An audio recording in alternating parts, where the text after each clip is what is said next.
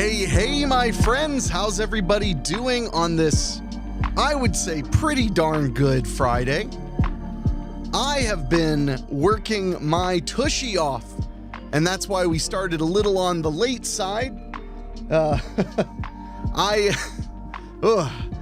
lot's going on here at my little developing studio for podcasts and such. So it was a very busy day. So I jumped in the shower, shaved super fast, gave myself very unpleasant nicks and cuts from my razor, and now I'm here with you. So always know I've always been willing to suffer for you all.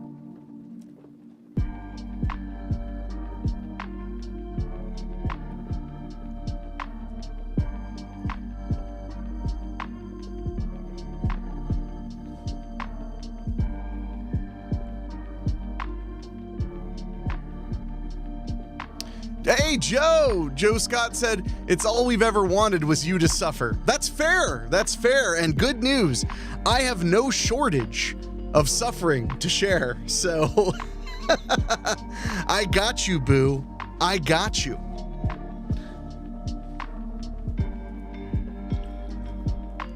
Whew. I can't tell if I'm sweating from summer kicking off or if this is just left over from my shower. That's right, you got me nicely and neatly shaved and shorn. So today, what I want to talk about, I know we talk a lot about movies that freaked us out, movies we're afraid to watch, movies that make us feel like we're, for lack of a better term, accomplishing something by watching them. But today, I wanted to talk about movies that just straight up still scare you as much today as maybe when you first saw them, or maybe you only ever saw them as an adult. And it's just always been scary because a lot of you listening to this and watching this are like me, you're lifelong horror fans. You've been enjoying getting scared to some extent for as long as you can remember. So the question is, what scares you, even if you're incredibly jaded? What scares you? That's what I want to know, and that's what I want to hear about over in the chat. But as usual, you guys in the chat are perfectly capable of stealing the show and talking about whatever we want, because I am a loudmouth and I will run with whatever we end up going into. But that's what I was kind of thinking of talking about. I'll share one of mine. A movie that always manages to scare me would be In the Mouth of Madness, the John Carpenter film. I find that movie just as scary now as when I watched it for the first time when I was maybe 17 years old. So that's kind of one of mine. I always joke that when you watch In the Mouth of Madness, don't do it late at night, because not only will it freak you out, but if you accidentally fall asleep while it's on, you will wake up undoubtedly at a scary part. Like the pig cop moment, or when the car is driving over nothing and things like that. Always really, really got to me. Let's see what you guys are saying in the chat. Kyle P over on YouTube said, the Texas Chainsaw Massacre still creeps me out because it feels real. I agree with that. It has a very newsreel documentary vibe, and I know everybody said it, but there's a reason everybody says it. It's because it's completely true. That Texas Chainsaw looks like news footage almost. It has an aesthetic that's just, especially back then, was not common at all for feature films. And it does stick with you. Texas Chainsaw definitely leaves you feeling, let's go with a scientific term, ooky. The second part says, Exorcist still has some really spooky moments. Yeah, The Exorcist, I'm personally an atheist, but when I watch The Exorcist, I am a Catholic from the first minute to the last minute. That movie does such a good job of engrossing you in that world and just really making you believe that Pazuzu is out there and he's going to get you, and you need an old priest and a young priest ASAP. I love The Exorcist, and I do still find it to be very scary. I feel like one of the problems with fandom, any fandom, but especially horror movie fandom, is that there's almost like this attitude that it's old hat to say like, oh, well, The Exorcist is the scariest movie of all time. Well, maybe there's a reason that everybody says it's the scariest movie of all time, because it is one of the scariest movies of all time. Let's see what else we got in here. Ooh, okay. Interesting. Joe Scott said, I think found footage films like The Bay just hit me right in the fear factor, but I'll never not be bothered by Session 9. Session 9 is a great one, and there are a lot of found footage movies that creep me out. And I think that the longer that our culture grows and we have like these things, you know, we have cameras, and not just cameras in our pockets, but really good cameras in our pockets everywhere we go. The more we're filming things and taking photos, and the more we're, as just individuals, not filmmakers or whatever, looking at raw footage, found footage movies will continue to get scarier. Because the more we all become content creators to one degree or another, the more that we all can watch raw footage and go, oh crap, what if I was goofing off, you know, videotaping having dinner, and then a psychopath grabbed me and stabbed me a bunch of times? Or shit, it might actually happen. I'm sorry, whoops, I didn't mean to hit the rim shot. I meant to say that'll happen. Let's see. But yeah, in Session 9, super creepy. There's something about Session 9 that just like crawls into your spinal column and causes you to feel weird. Maurice commented, Poltergeist terrified me as a kid. I had a walk-in closet and a big tree right outside my window. I was traumatized by that. And do you still find it scary to this day, Maurice? Is it still scaring you? Because this is about how we're such big, tough, black t-shirt wearing, jaded horror fans, but we're still little baby girls in princess dresses when we watch certain films. Let's see. Jay Bayless. Hey, Jay, good to see you. Blair Witch Project scared the shit out of me. Is it supernatural or just psycho townies? Whoops. Messing with the tourists. I still find Blair Witch Project to be very creepy and very scary. Absolutely. I think it was, I saw it in the theater when it came out. I thought it was scary then. I rewatched it. I revisited it when that Blair Witch, the sequel, the third sequel came out. I rewatched it and I felt like it still held up very well. And that movie is such an incredible example of how to do so much with so little, as long as your storytelling is on point. Marie said, and the first two Hell House movies still send chills up my spine.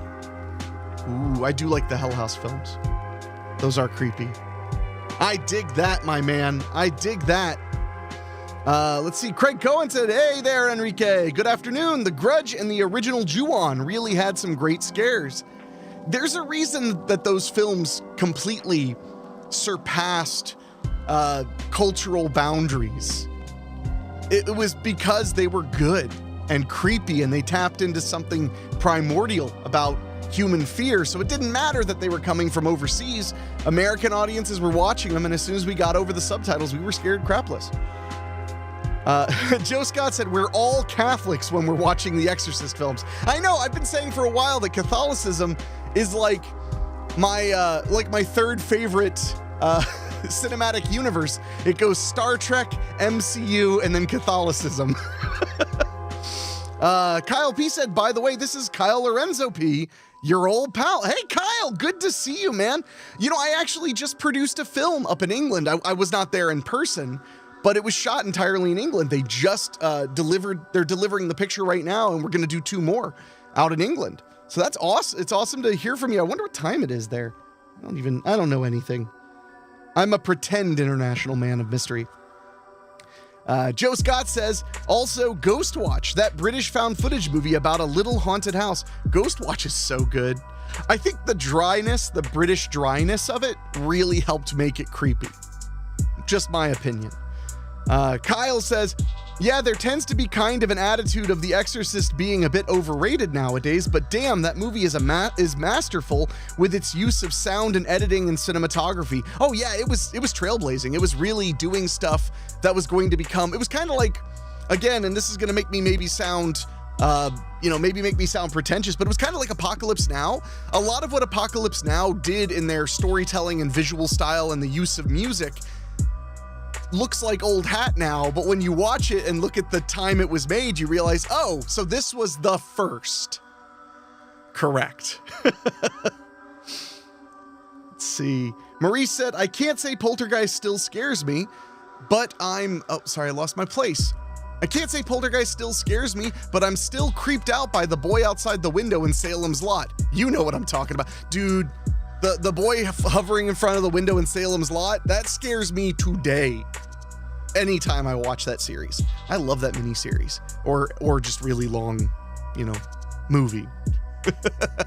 Kyle said, I've become a bit jaded with horror, but watching A Nightmare on Elm Street in VR alone kind of brought out the little kid in me as well. When you say you watched it in VR, I'm guessing you meant like in a virtual theater with like a really big screen, the volume really loud, pitch black room.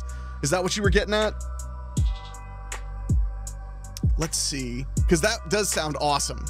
I've had the very good fortune of seeing A Nightmare on Elm Street, the original, twice at the drive-in, and had a phenomenal time with that, and I've seen it once in a regular movie theater. Jerry Roth, good to see you, Jerry, said, Showgirls 2, Pennies from Heaven, still scary. JK, the one that still haunts me is Audition. Why would Audition creep you out? Tick, tick, tick, tick, tick, tick, tick. Tick, tick, tick, tick, tick. Yeah, that movie's creepy. That movie really does get to me. Woof. Shonam, good to see you, Shonam. Nice to have you here. Scary movies that get to me most are ones that try to be as eerie as possible while maintaining realism. Documentary-style ones are good at that, like Skinwalker Ranch, Lake Mungo. I love Lake Mungo. I'm glad I've heard people bring that one up a lot lately. I'm glad it's finally getting kind of the love it deserves. And Nori, The Curse. Those are good. I agree, like, the only thing I didn't like about, spoiler alert, I'll try and keep the spoilers pretty minimal, but like in Hereditary, the only thing I didn't like was that it turned out to be a supernatural element and not just crazy people. Because crazy people scare me a lot more than the supernatural unless it's done really well. Jerry Roth said, I've seen The Exorcist 150 times and it gets funnier every time I watch it, JK. I mean, that's one of my favorite Beetlejuice lines. Okay, and Kyle said, yeah, exactly. Okay, so you were watching it like in a virtual dark theater with a giant screen. That sounds awesome. That sounds really awesome. I need to do more with my VR. Marie said it's about a controversial movie with horror movies, but I was very unnerved by Hereditary. Oh, okay, I see what you're saying. It's kind of a controversial one. Hey, being unnerved by a movie counts. You know, a movie, especially if you consume an assload of horror content like most of us in this chat do, if a movie makes you feel unsettled, if a movie makes you feel the need to turn on all the lights in your house, if a movie makes you feel the need to check behind the shower curtain before you use the bathroom, that's a win. That's a scary movie. One that scared me recently, I wasn't expecting, by recently I mean like in the last 5 years, was a movie called The Last Shift, which was on Netflix, if I remember correctly. That one creeped me out. It was about the last shift at a police station because they were moving to a newer facility, and the place is just maggoty with spirits. Like, just maggoty. Jerry Roth, the movie doesn't scare me, but one scene that still bothers me is blood mixing with the wax in Child's Play 3. I saw it as a kid when I was like 5. The babysitter was watching it, and that one scene still creeps me out. There's something really unnerving about the whole way that they do the assembly of the good guy doll, the reassembly of him in part 3. I agree. Something about the blood swirling in and everything kind of being, I don't know. It definitely unnerves me too, even now. So Joe Scott said, I love The Last Shift. I'm glad I'm not alone on that. I know a few people seem to like it. Another movie that scared me really well that I caught just kind of on Netflix is Hush. It's a movie about a deaf woman who's being stalked by a home invader. That is a good scary flick and a phenomenal movie to watch while you're all alone in your house in the middle of the night. You definitely feel completely secure. Oh yeah, no, there's no problems there, kids. No problems there. Joe Scott says, The Dark and the Wicked is it's an uncomfortable and creepy watch. Given it's from the guy that gave us The Strangers, that's not too surprising. And The Strangers is scary too. See, and this is why I wanted to have this conversation, because I hear all the time from people that, you know, I must not be scared by horror movies because I watch them all the time. Like, I must just like them and not get scared. And it's the opposite for me. I am terrified of horror films. They scare the absolute hell out of me. That's why I love them. I like to be scared. So my point is that now that we're all sitting here, and instead of talking about what's the goriest horror movie or what's the weirdest horror movie or what's the grossest horror movie, we're all just sitting here like, chilling out, and we're talking about what's scariest. And I think that's a more interesting conversation. I'm tying my hair into a ponytail. It's too hot. There we go. I need to turn my air conditioner up. Okay, let's see. Kyle says, I saw the trailer to that movie Smile, haven't watched it yet, and the final shot of the head falling down didn't scare me, but it made me laugh harder than I have in a long time. Well, I mean, you're lucky, because I saw that trailer in the theater before a movie, and it scared the crap out of me when the head drops down. Smile's pretty good. It's got some good unnerving moments. I thought it was a little long, like the runtime was a little long, but the payoff at the end I really liked. I'm happy to hear that I believe it's getting a sequel. Jerry Roth said, I saw Daybreakers in 3D when it first came out, and after a bat flew at my face, I had to take 5 outside the auditorium because I'm not used to horror in 3D. That makes sense. I mean, dude, I have a PlayStation VR, and the horror games are way too scary for me. I can't do it. like I can't do it. I will scream and freak out. I make my girlfriend play them while I watch. No cap, dead serious. That's how I handle scary horror games.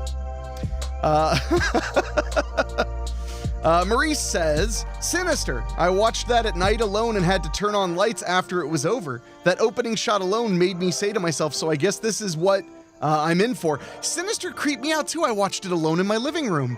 And then when I loved Sinister 2, by the way. I thought that was great. I caught that one in the theater because I liked Sinister 1 so much. I was like, you better believe I'm heading to the cinema for that one. Joe Scott, I'm not sure how I feel about the overall film, but scenes in Gojam Haunted Asylum with the girl doing the world's worst ASMR directly at the camera gave me chills. I haven't seen that one, but you have a way with words, Joe. Have you considered writing? Maurice said, Poughkeepsie tapes made me close my blinds and lock my doors. I thought it was real until I looked it up on IMDb. Damn, that's awesome. I mean, like, talk about, like, I think we all, kind of fantasize about the idea of one day of wishing we could have that innocence back where we would, like, believe something was real, or believe, something scary. Like, I remember that the Blair Witch Fact or Fiction thing that was airing on Sci-Fi Channel scared me as much as the Blair Witch Project itself, because it really started to make me think it was real. Awesome stuff. Shonam, the Mimic series also never fails to creep me. Yeah, those are creepy. Never fails to creep me out, but I don't like cockroaches, so it has an unfair advantage. But it's mostly how they get so close by trying to look human. It's really unsettling. And it is, because Shonam, I'm sure you're familiar with the term the uncanny valley. It's where something looks kind of like a human face, but it's not quite accurate enough, and it just makes us feel creeped out. Like if a face is too symmetrical, like there's just something base level in our programming from evolution that like, don't like that. That's not human. And I think that that's what makes Mimics scary, is that like we have this like evolutionary concept of like, do not trust things that are trying to make you think it's like you, because that's how they get you. And Mimic plays with that immensely, and I love Mimic. I love all the Mimic movies, but the first one, so good. Kyle said, yeah, I can't do horror VR. I turn right back into a frightened child. Yes, I'm glad I'm not alone. I tried Phantasmophobia and I couldn't even get into the house. It was too much. That's how it was with Don't Knock Twice. I gave up getting into the house. I was so creeped out. I thought I was gonna be fine. I was like looking around and I was like, hey, this isn't so bad. And then the lightning struck. And I took the helmet off and I was just like, Rachel, you play. Oh my goodness. Jerry says there's a Miike movie with gods in the title and the trailer was very unnerving. Japanese statues put students through trials and then kills them. And because Miike is there, the kids explode in gore. Yeah, Miike knows how to really like find something that bothers you and then just stick it with a sharpened needle over and over again. Oh my God. Joe Scott. What's this? Be My Cat, a film for Annie, actually gave me pause when I was watching it. It feels like you're watching some video on Live Leaks that you weren't meant to see, and it's honestly a masterclass in making found footage. I haven't seen that, but now I really want to. Did you ever see S&M Man or Sandman? It's weird. It's spelled S ampersand and then man. Sam Man. That is a found footage movie that actually really got to me. Let's see. Craig Cohen said, I've complimented you before on Haunted House on Sorority Row, which had some great scares for me, including, of course, the flaming torches going past the windows. Love that simple effect so much. Thank you. No, I tried very hard to make Haunted House and Sorority Row have some good scares. And actually, one of my favorite moments ever screening a movie was I was at the Baijiu Theater doing a third run of Haunted House and Sorority Row. So it aired, this was the third time it had played in the theater. So there were like 30 people there.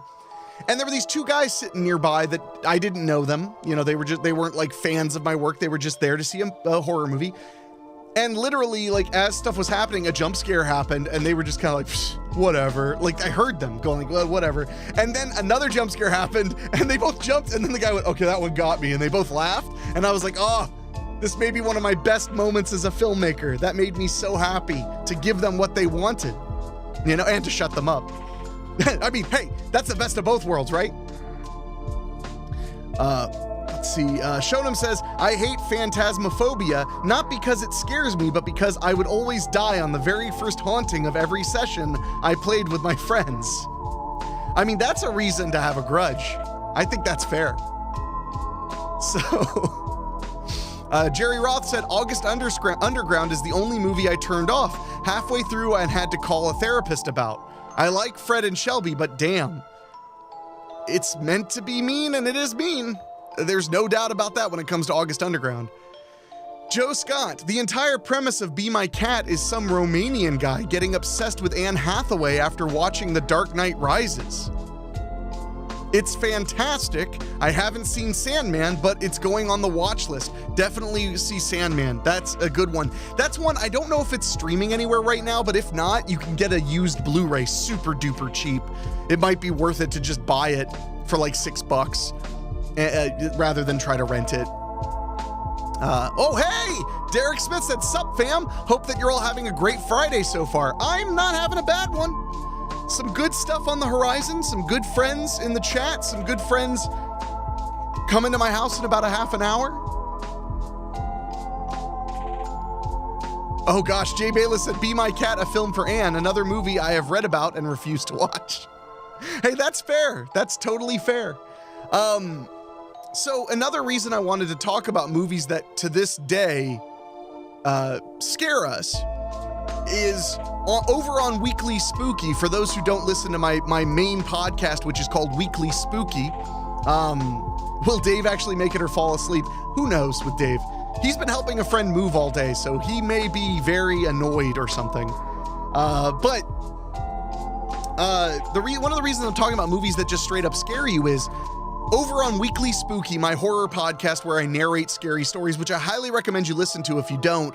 It's at weeklyspooky.com or wherever you get your podcasts. We're about to do our 200th episode in just under 2 months. 200 weeks of spooky. I'm very proud of that. But we do bonus shows on the podcast feed for our listeners as a way of saying thanks for, hanging out with us. And sometimes they're more scary stories. Sometimes they're true crime. Sometimes it's even talk content. And people have really enjoyed Monthly Spooky, which is a talk show I do with my friend Michelle once a month, where we sit down and we talk for about 2 hours about weird news stories and scary things we've heard about. And sometimes we'll just pick a topic and basically read the Wikipedia out loud and like comment on it and have fun. It's a fun show, and I really enjoy doing it. So I wanted to do something like that on the Weekly Spooky stream, but about scary movies. I do not consider myself a film critic at all. I consider myself a film enthusiast. I like to talk about movies because I love movies. I don't like to talk about movies because I like to criticize them. I know it's probably just splitting hairs, but that's the way I see it. I'm an enthusiast, not a critic. So I wanted to find a critic who would join me on this podcast, and I did. I found this young lady. I kind of don't want to give away. I'll give it away. Her name is Salise, and she runs not a podcast, but a YouTube channel called Sweet and Spooky. She is a incredibly sweet and charming young woman from New York City, and she has a great taste in horror, a great sense of humor. So we've decided to collaborate on a little occasional podcast that'll be on the weekly Spooky feed called Scariest Movies Ever. And when I told her the concept I wanted to do, which was just the scariest movies we've ever seen, she did tell me, she was like, oh, I've seen so many horror movies, I don't know exactly what scares me the most. And I was like, that's what makes it fun. You got to pick the movie that scares you most. So each episode that we do, we'll be talking about one scary movie. And I think you guys are really going to dig it. I really, really do. Oh dear, there's a link in the chat. That's always scary. Let me catch up on the chat and then I'll see what that's about. Keith Tomlin said, Tommy Knocker in the house. He said, the scene that scared me the most may have been The Descent when the lead got stuck in the tunnel. Freaked me out. I'm a bit of a claustrophobic and I had to walk away twice the first time I watched it. Dude, yeah. The Descent's really, really scary. Really messes with me. Really fucks with me. and creeps me out because I'm okay with tight spaces unless you put it in a spelunking scenario, like in a cave. The idea of squeezing between two cave walls that are like this thick, no thanks. No thank you, no thank you, no thank you. Especially when you don't know what's on the other end. F a bunch of that ass.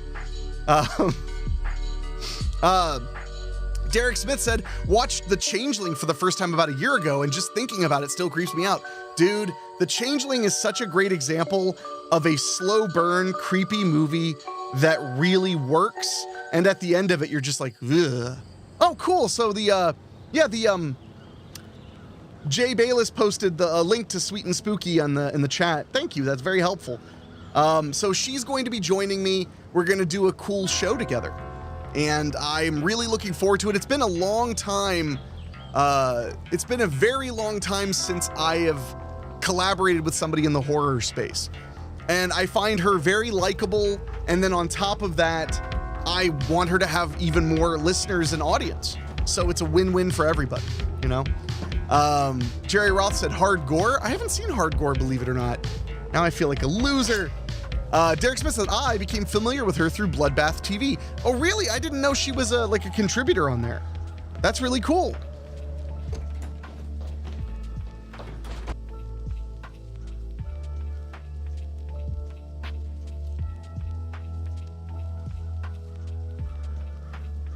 Yeah, I had no idea that she was on Bloodbath TV. That's really, really cool.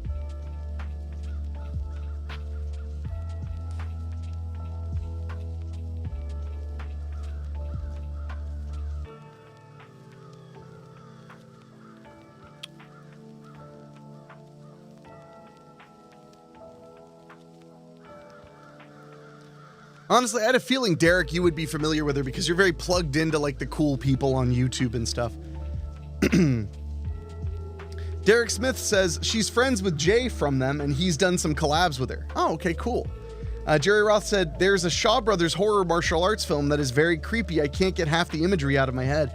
A lot of those Chinese horror movies have some really fascinating, creepy stuff.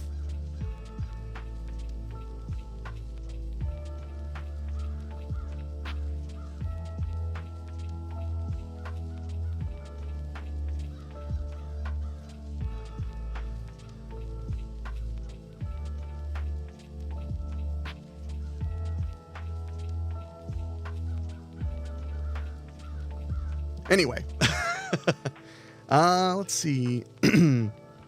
Joe Scott, in the vein of just some creepy people, Creep 1 and 2 are great if you hate being comfortable. Dude, I love Creep 1 and 2. They are so good, so fun.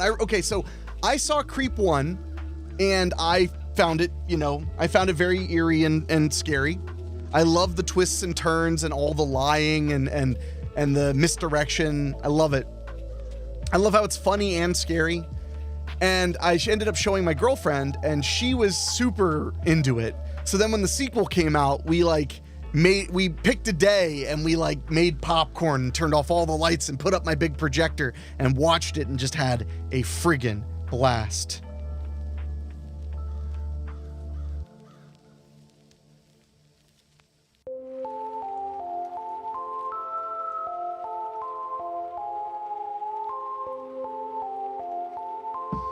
Let's see. Ooh, okay. This is a good one.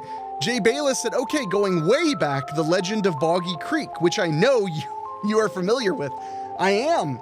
Not only that, have you watched the new transfer, the one that's on the Blu-ray and 4K? Because when I first saw The Legend of Boggy Creek, it was very murky and grainy, and it looked kind of amateur in some ways, which I just accepted as the aesthetic of the movie, and maybe they were new or whatever.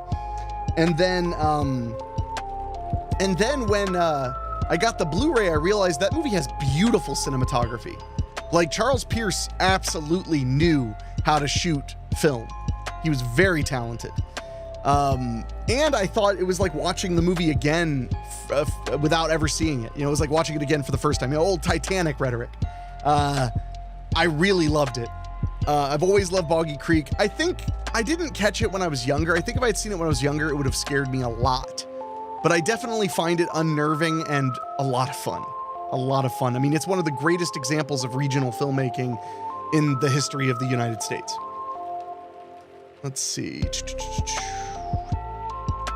Maurice says, I think he might be talking about Human Lanterns. I just bought that myself last week. Well, shit, that title sounds scary enough.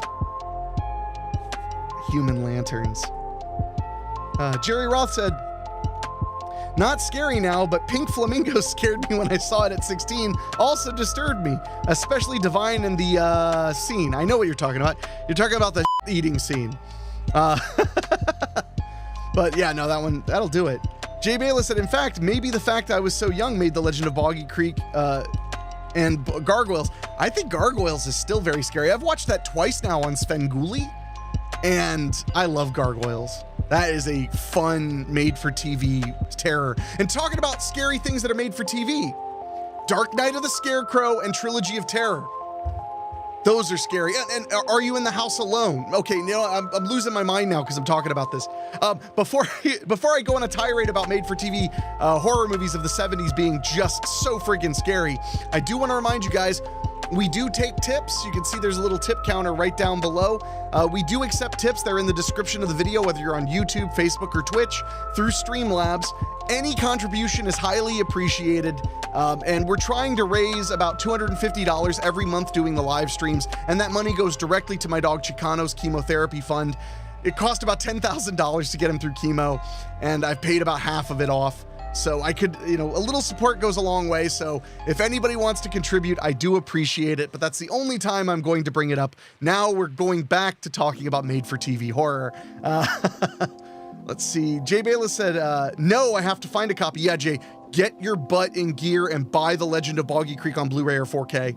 You will not regret it. It is amazing. The transfer is beautiful. You will be so pleased. So pleased. Joe Scott said, also, it definitely still holds up. Goosebumps, stay out of the closet. Or stay out of the basement. Oh, you mean the episode of Goosebumps, stay out of the basement? Man, I need to rewatch. I might have to rewatch that tonight. Ooh, I'm excited. I still haven't picked what movies me and my buddies are watching after we get back from the Cigar Lounge, since Joe Bob Briggs is on hiatus for a couple of weeks, or for like a month. So I need to watch that. I love movies, guys. I love movies. Derek Smith said, I got the Full Moon Legacy collection, and it includes Mansion of the Doomed, which is a decent 70s horror flick about an obsessive doctor stealing eyeballs from the living to restore his daughter's sight. Not recommended if you can't handle eyeball trauma. You know what? I've never seen that, but I have the Blu-ray because I got that set. I got that exact set. Oh, I'm gonna watch that. Oh, Jeff McClellan just said, I loved Gargoyles and it damaged me as a child. That is the power of made-for-TV horror. I can't tell you how many people have told me about how Trilogy of Terror, how the fetish doll scared the absolute hell out of them. Jerry Roth says, one that kind of surprised me, as I didn't think it would bother me, but Black Devil Doll from Hell still creeps me out, and not just the filmmaking. And the Trilogy of Terror doll still creeps me out. Dude, Black Devil Doll from Hell is one of those so bad it's good movies that's almost so bad it's good, but then also kind of bad. But I saw that in the theater for the first time, along with Things and Sledgehammer. That was how I got through that night without Adderall, is anybody's guess. But there is something just gross about the Black Devil Doll from Hell that made me uncomfortable. Yeah. Marie said the made-for-TV horror Mountaintop is still Salem's Lot. Oh yeah, no, without a doubt. I watch that movie a few times a year. Yes, Salem's Lot's so scary, still super scary to this day.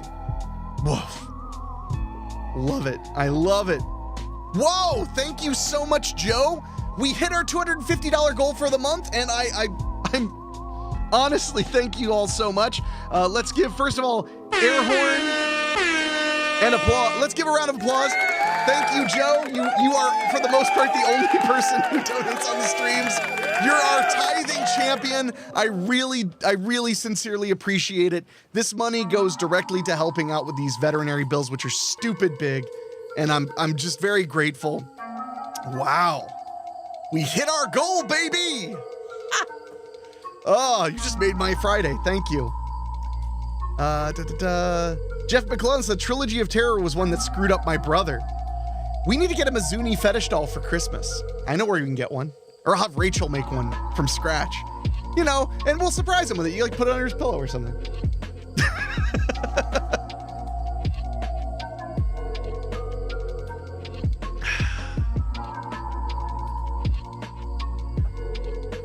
Oh, I apologize, Joe. I didn't read your tips note. It says, you love movies so much, have you ever considered making one? Or 30-ish? Well, I'm at 30-ish, so I thought about it. I don't know, man. Seems like a lot of work.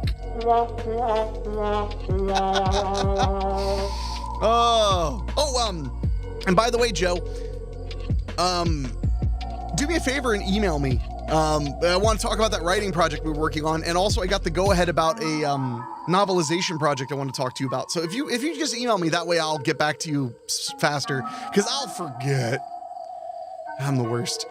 Jerry Roth, the TV movie that messed me up was Manos, The Hands of Fate. Wait, that wasn't a TV movie?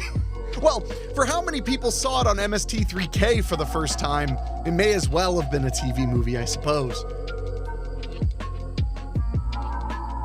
I need to get the sound of Torgo walking and put that on my soundboard. Can I find that? Was it named Torgo? Yeah, Torgo. There's a YouTube channel that's just 10 hours of the Torgo theme.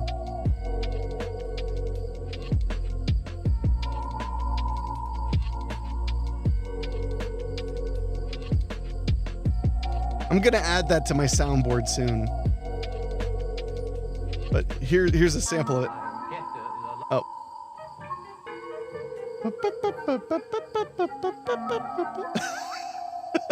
Anyway, back to the chat. Jay Bayless, I think you have to be of a certain age, i.e. prior to the internet spoiling them as faked, but the various Faces of Death movies freak me out. They're definitely creepy, and the knockoffs like Traces of Death and Faces of Gore, they were nasty. And they were really just like compilations of death. I mean, there's really no other way to put it. And I was not a huge fan of them, but I was fascinated by them. And I do think Faces of Death itself is a very interesting piece of filmmaking. The sequel's not so much. But I should force Dave to watch all of the Faces of Death movies, one by one by one by one. Or 2 by 2 by 2. I'll go all Noah's Ark on him. Oh man, Joe Scott. It follows. Where will you run when you get the devil syphilis? No, I mean, that's a good one. I actually really liked It Follows. Jerry Roth, female prisoner number 701. Scorpion has some creepy imagery in it. The Noah's Ark of Death. Oh, you guys kill me. I love you guys. You've made my day so nice. I had a good week, to be fair. I don't want to name him right now because I don't know if we're ready to talk about it yet, but a long-time filmmaking friend of mine came into Dayton, has never been here, and we'd never met in person. And we hung out and we did some location scouting. It looks like there's a good chance that we're bringing his new movie to film here in Dayton. And I'm really looking forward to working with him. But we also got to just hang out, shoot the shit, shoot the and we recorded a working filmmaker podcast for the Patreon. So that'll also be released very soon. But it was super nice to hang out with somebody who directs movies for a living and produces movies for a living and just talk about that stuff. You very seldom get that opportunity, believe you me. So, let's see. Jerry Roth said, the one that still messes me up because it's mixed horror, revenge, and porn, they call her One Eye. Well, yeah, especially if you watch the version with the pornography inserts, it is very hard to watch. Shonem said, It Follows was great. Fantastic soundtrack, too. It did feel like it could have used 20 or 30 more minutes. There is a lot more you could have done with the concept. It's very rare I hear that, but I agree. I think they could just do a sequel. I'm kind of shocked there wasn't one. Maybe there will be soon. Hey, I'm available. They should call me up on the phone. I'd make It Follows too. It still follows. Derek said, exciting stuff. Yes. Oh, thank you for putting it in the chat. He put the Patreon link in there for upcoming Working Filmmaker podcast. Yeah, you should check out the Patreon if you guys are curious. I do a filmmaking podcast and it's behind a paywall, so I say all kinds of, I talk all kinds of shit that I'm not supposed to say publicly. Joe Scott, I can't wait for the third film. Is it still following? And then, of course, the fourth one where they completely jump the shark and turn it funny, which is Look Who's Following Now. That's not even that funny, but that freaking killed me. Look Who's Following Now. Oh, I'm glad I like my jokes. Man, that's... Oh, pardon me. I'm sorry. I'm a little slap happy, maybe. Let's see. Jerry Roth said, if you want something truly scary, Nudist Colony of the Dead, a zombie Bible camp musical with terrible old lady nudist latex makeup.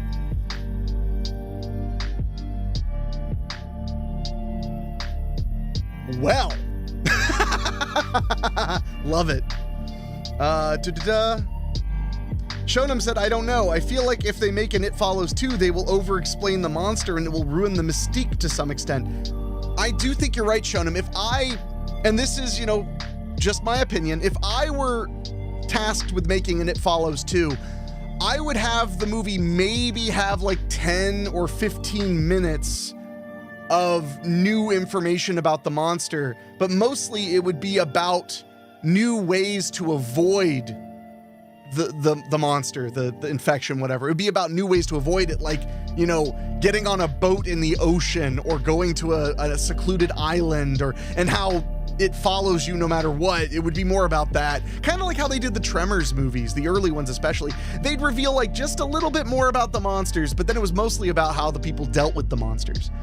But that's just me personally, and I am a genius, so a genius. I apologize for my mispronunciation. Derek said, I'm holding out for It Follows in space. That's the logical next step. How would it get into space? That's money in the bank, kid. Jerry Roth said, what about It Follows because you stopped? Derek Smith said, that reminds me of Grumpier Old Women, the most rented adult movie from the video store I worked at for 3 months.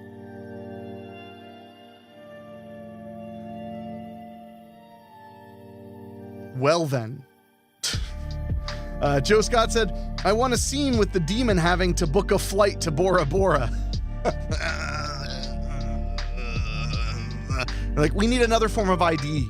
And then it has to go file for passport. Takes it 5-6 months. Oh, that's funny. Jerry Roth, trick or treat. Wait, was Skippy as a metalhead not scary to anyone else? No, what was scary to me was Ozzy Osbourne and Gene Simmons. Anytime I see Gene Simmons, I assume even if he's on the television set, I assume he's here to sue me. So, Jay Bayless said, ooh, there's an idea for an upcoming HC Friday chat. What movies would you all want to direct a sequel to and give us an elevator pitch for it? That's a good idea. Okay, so here's the plan, kids. Let me make sure. Let me just check. Let me make sure that the calendar is open. I'm pretty sure it is. Okay, good. Yeah, I'll be here Friday. So in June, I have a lot of traveling. So next Friday, we're gonna play a game, and the game is going to be Can Henny Sequel It. I want you guys to show up on Friday, the usual time around 4 p.m. Eastern, and have your movie that you want me to pitch a sequel for. And I'm just gonna do that. It'll be like a fun, creative exercise. Jerry Roth, elevator pitch. So we all go and take turns shoving Dave down an elevator. Yeah. Yeet, Dave. But no, we're gonna do that next week, so make sure to have your strangest options ready. Please try to choose films that I may have seen, or at the very least could look up on Wikipedia real quick if I haven't seen them. Shonam said, have you ever seen Other Side of the Box? It's a horror short. It's pretty good and has some It Follows energy to it. No, but post the link in the chat and I'll save it.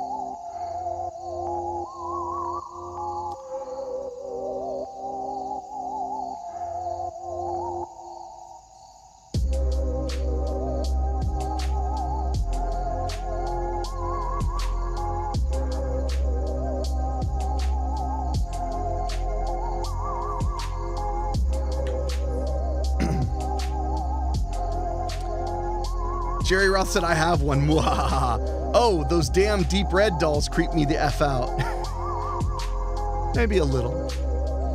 All right, my friends. Well, I have to get out of here. I'm getting kind of sweaty and I need to go check on the doggies. It looks like they need to go outside. That's the fast-paced life of an independent filmmaker, baby. But I've got The Other Side of the Box saved. I'm going to watch that. I'll let you know what I think of it next time. Joe Scott said the natural fit, of course, is for Enrique to be tapped for a Nightmare on Elm Street remake. Woo! Brutal. Derek said, have a great evening. Joe said, have a great evening. Craig said, have a nice weekend. Thank you guys all so much. Have a great one yourselves. Thanks for hanging out. And sincerely, like Jay and you guys, thanks for like messaging and commenting and saying like you were looking forward to the chat. Because I really was too, and it means a lot to be able to just hang out with you guys and shoot the shit. And Jared said, take care and have a great Memorial Weekend where we kill Dave. I mean, have a great weekend. I will, my friends. We'll all talk very, very soon. And again, thank you all so much for everything. Now enjoy the spoopy lo-fi hip hop.